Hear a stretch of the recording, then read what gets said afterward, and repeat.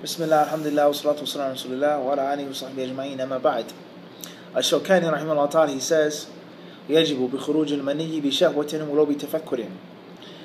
Making ghusl is obligatory upon the exiting of semen from one's body, based off of lust, even if it is, or if it comes from thought.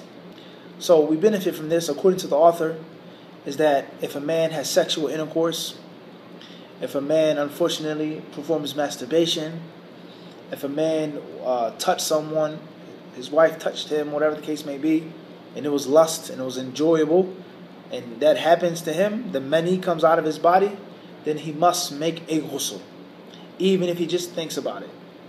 He doesn't say a man, he says bi khuruj al-mani, man and woman. So the ruling is general.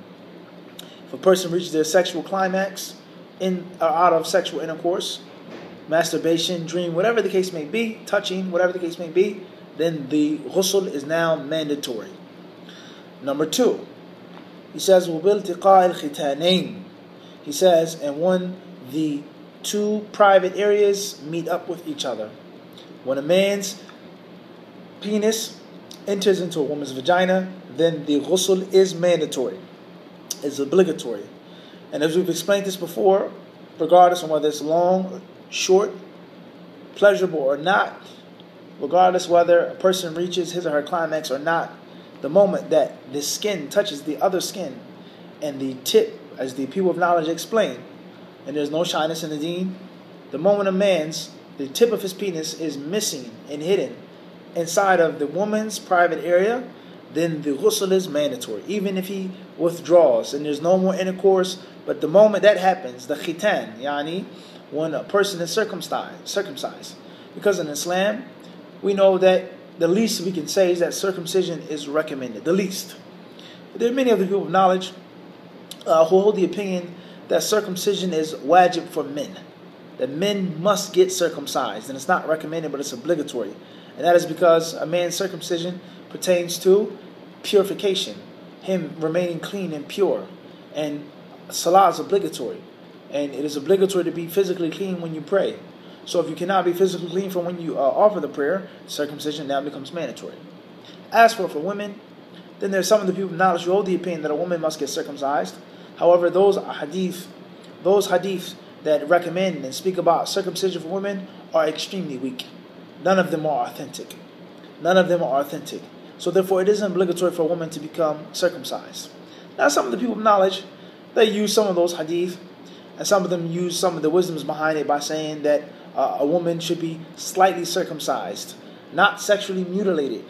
All right, not to be confused with people's culture when they mutilate and totally deface a woman's private area, her vagina, her clitoris, and they totally mutilate. That's not known from the ulama, from the people of knowledge. The mujtahideen say that that's okay to do.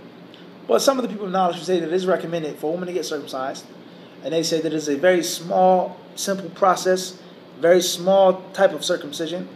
And they say some of the wisdoms behind it is that this is what they say, okay, that it helps maintain a woman's desires, and it helps to keep her desires from being uncontrollable. This is what they say. All right, and they say that a small piece or small clip of the clitoris is made at the time of birth, and that's it. As for mutilation, no. So therefore, it is a well-known practice to the Muslims to get circumcised, and among others besides the Muslims, such as Jews, for example. It's known, all right, from the things that have remained from their Sharia. All right, in America or in other countries, it's well known, even among people that aren't Muslims, people that aren't Jewish, that children get circumcised in the hospital when they're born for means of cleanliness and so on and so forth. There's no one who can deny the fact that inshallah is better, is best, is clean, so on and so forth. The point is that it was well known that a man will be circumcised and a woman will be circumcised. So therefore, this term, iltiqa al-khitanayn, as it's mentioned in the hadith, when a man's place of circumcision and a woman's place of circumcision, iltaqa, when they meet and they touch, then the ghusl becomes mandatory. And many ulama, they explain this and they go into detail and expound on this by saying that the skin is on the direct skin. There is nothing between the two. It's not a condom or nothing else, but it's actual skin on skin. The moment that happens, ghusl is what? He says, mandatory. Khair inshallah. So therefore, if a man has intercourse with his wife, he has vaginal intercourse with his wife, he doesn't wear any type of protection or nothing like this, his skin touches her skin, and then gets an emergency phone call, he has to rush off to work, or something happened to one of the children, or whatever the case may be, now the man and the woman must what?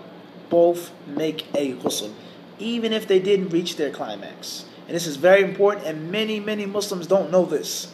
Many Muslims is hidden to them, and I know we've spoken about this, we've taught this to many people, and they're shocked. So it's very important for us to pass on and spread this knowledge, inshallah subhanahu wa ta'ala. Some people, they think ghusl is only mandatory after you have long drawn out intercourse. La, it's not true. He then says, number 2, وَبِنْقِطَاءِ الْحَيْض. He says, and when a woman's menses stop, she must make a ghusl. In other words, when she's in a state of menses, she doesn't have to make a ghusl. But the moment the menses stop, she cannot offer the prayer until she makes a ghusl. The moment her menses stop, then according to many of the people of knowledge, she cannot have vaginal intercourse with her husband, so on and so forth. Number 3, he says, وَبِالنِّفَاسِ, postnatal bleeding or prenatal bleeding. Okay, a woman could bleed before she has birth or after she has birth. Both of those instances, it is mandatory for her to make a ghusl afterwards. Now, the concept of nifas, how long is nifas? The concept of hayd, how long is hayd? The do's and don'ts of hayd. That's going to come later on in a separate chapter. And these basic rulings of menses and pre or postnatal bleeding are extremely important. And woe to the ignorant man who said that the Muslim communities or the communities are not ready for these classes. Our communities are not ready for fiqh. We have to keep teaching aqidah and manhaj. That's the only thing our communities are ready for. There's a fool who said that. Only no one of any type of common sense would say that. Not Islamic knowledge, common sense. What person who's married, has a wife, has a mother, has children, they have menses. They need to know the basics of menses, Yahi. Do you have children? People give birth. Wait, don't get pregnant, don't have any babies until you've studied aqidah and manhaj. Don't bleed until then. That's just pure ignorance. Pure ignorance. This is very unfortunate that this ignorant person, this person who teaches classes to give lectures, talking like this. Wala hawla wala quwwata illa billah. This is most important knowledge than your long drawn out lectures of jargon and nonsense about this person and that person. The author, he then says, number 4, he says, وَبِالِاحْتِلَامِ مَعْ وُجُودِ بَلَلٍ. He says, and when a person has a wet dream, he must make a ghusl. In other words, a person is sleeping and he sees something intimate in his sleep, and he wakes up, or she wakes up, and they find wetness on their clothes, their pajamas, their pants, their underpants, whatever the case may be, they must make a ghusl. Now there are several different scenarios with regards to having a wet dream. One of them, if a person sees something in his dream, he sees the opposite sex, he's stirred up in his dream, it's pleasurable for him in his dream, and he wakes up and he finds wetness. Ghusl is mandatory. Number 2, person has a dream, he sees something in his dream, he wakes up, and it's nothing on him or her, no ghusl mandatory. Number 3, if a person has a dream and they can feel and realize the actual ejaculation in the dream or right after the dream, then the ghusl is mandatory. Moving on, the author, he says, وَبِالْمَوْتِ, and upon the time of death. When a person dies, the ghusl is wajib. Of course, it's not wajib upon him because he's dead, and his deeds cease, except for 3, as the Prophet ﷺ has explained to us in the authentic hadith. But the people who are alive must wash him, is mandatory. He says, last but not least, وَبِالْإِسْلَامِ, and at the time of accepting Islam. Once again, this is not according to all of the scholars. It's not according to all of the people of knowledge, all of the ulama, all of the fuqaha, but this is the author's opinion, is that when a person becomes a Muslim, he or she must make a ghusl. The author, as you can see here, he did not mention the Jumu'ah. He didn't mention Jumu'ah, he didn't mention the Eid. He didn't mention any of these things, alright? These are considered to be recommended times of bathing, according to the author. And some ulama, they hold different opinions, they hold different views. But the author himself, rahimahullah ta'ala, that's not what he mentioned. Khayran, inshallah subhanahu wa ta'ala. The next subchapter, the author says, الفصل الثاني أركان الغسل وسننه. He says the recommended, or says first and foremost, the pillars of ghusl, arkan, the mandatory pieces of ghusl, and then after that the recommended acts of ghusl, the recommended acts of al-ghusl. والغسل الواجب هو أن يفيض الماء على جميع بدنه أو ينغمس فيه مع المضمضة والاستنشاق والدلك لما يمكن دلكه، ولا يكون شرعيا إلا بالنية لرفع موجبه، وندب تقديم غسل أعضاء الوضوء إلى القدمين ثم التيامن. The author says in a few swift, concise, sharp lines, he says the obligatory ghusl, the mandatory ghusl, is when a person pours water over his entire body or her entire body. It's to immerse yourself, to pour water on all of your body from head to toe. Along with, he says, أو ينغمس فيه, he says, or to jump into that water, jump into a pool, a river, a lake, a pond, a brook, a stream, whatever the case may be. مع المضمضة والاستنشاق. The second thing that is mandatory with regards to the ghusl, according to the author, is that water must be poured in the mouth and the nose. You must inhale it and exhale it. Pour it out, push it out of your mouth and your nose, according to the author. Alright? Number 3, and you must wash and massage. In other words, it is insufficient, according to the author, to just pour the water on your body and put it in your mouth and your nose, but you must pour it on your body and also wipe it. You must actually physically touch and stroke your skin, according to ash-Shawkani rahimahullah. He says a person's ghusl cannot be shar'iyan. It is not an act of worship. It is not ritual until a person has the niyyah, the intention for the reason why he's making ghusl.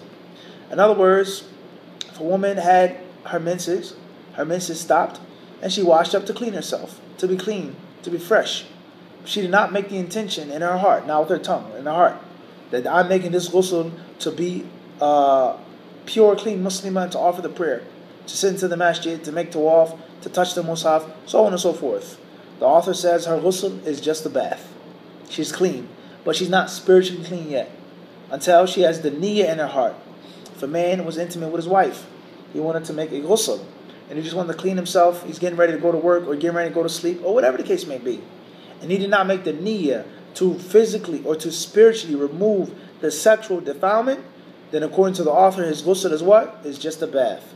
إِنَّمَا الْأَعْمَالُ بِالنِّيَّةِ. These are only based off of intentions. He then says, وَنُدِبَ تَقْدِيمُ غَسْلِ أَعْضَاءِ الْوُضُوءِ إِلَى الْقَدَمَيْنِ. And it's recommended for a person to wash the parts of wudu before the rest of his body. Wash his hands 3 times, mouth and nose, fingertips to elbows, head. He says, إِلَّا الْقَدَمَيْنِ, not the feet. The feet should be done later on. They should be washed in a separate place. He says, ثُمَّ التَّيَامُنِ. And another recommended act of ghusl is to start off with the right side. To start off what? With the right side. So according to the author, it is not mandatory to pour in your head 3 things of water, 3 scoops of water. It's not mandatory. It's not mandatory to start with the right, middle, and the left. La. According to the author, it is not obligatory to make wudu first. According to the author, it's not obligatory to do it 3 times. According to the author, it's not obligatory to use soap and shampoo and none of these things. Alright, so we have recommended and then we have obligatory. We have mandatory and then we have preferable. Once again, very important for the Muslim to make a distinction between these terms. The author then says, Al-Fasl al-Thalithu, Mata yusannu al-Ghusl. The third subchapter is when is it recommended to make ghusl. يشرع لصلاة الجمعة وللعيدين ولمن غسل ميتا وللإحرام ولدخول مكة. He says here, it's recommended to make a ghusl when there's Jumu'ah, not obligatory according to the author. It's recommended to make a ghusl on the days of the Eid, not obligatory. And also for those who wash a deceased body, a deceased person, washing a body. When a person wishes to make ihram for Hajj and Umrah, to enter into the state of ihram, and when a person wishes to enter Mecca, when a person wishes to go to Mecca. That's the end of that chapter. The next chapter is Tayammum. Allah subhanahu wa ta'ala knows best. We ask Him, the Mighty and the Majestic, to give us fiqh in the deen. Wallahu alam, sallallahu alayhi wa sallam wa barak, ala abdihi wa rasulihi nabiyina Muhammad.